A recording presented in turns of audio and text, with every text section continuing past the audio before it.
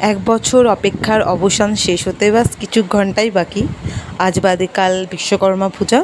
এই বিশ্বকর্মা পূজার জন্য আমাদের বাড়ির প্রত্যেকেই খুব আগ্রহের সাথে অপেক্ষা করে।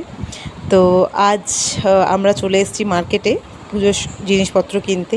তো ঠাকুর কিনতে আমরা বেরিয়েছি। তো এটা হলো আমাদের ঠাকুর। সমস্ত ঠাকুরই ভালো দেখতে, সবই সুন্দর, বাট এটা আমাদের বেশি ভালো লেগেছে।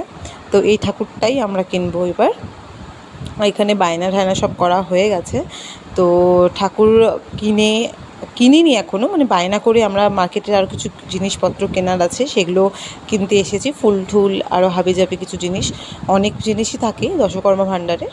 তো ওগুলোই আধা টুকটাক কেনা হয়ে গেছে, আর কিছু আজ কিনবো। তো মোটামুটি যা যা জিনিস আছে কেনা হয়ে গেছে। এরপর ঢুকছি মার্কেটের দিকে। আমার একটা দোকানে জিন্স এক্সচেঞ্জ করার আছে, তো সেটাকে এক্সচেঞ্জ করে ঠাকুর নিয়ে সোজা চলে যাব বাড়িতে, কারণ বাড়িতে অনেক কাজ আছে। আর তার মধ্যে প্রত্যেকবার তো পুজো দোকানে হয়, এবার বাড়িতে হচ্ছে। তো নিরামিষ আছে, সবজি কাটাকাটি আছে, যার জন্য নিরামিষ হবে একদম। তো ডেকোরেশনের কিছু কাজ আছে, তো কিছু হেল্প করে দিতে হবে। তো যার জন্যই দেরি করা যাবে না, অনেকটাই রাত হয়ে গেছে এবার, অনেকক্ষণ আগেই আমরা বেরিয়েছি সবাই মিলে। তো যাই হোক, বাড়ির রাস্তায় পৌঁছে গেছি। তো আজকের ভিডিওটা এত পর্যন্তই রাখছি। নেক্সট ভিডিওতে পুজোর কিছু মুহূর্ত দেখাবো তোমাদের। বাই।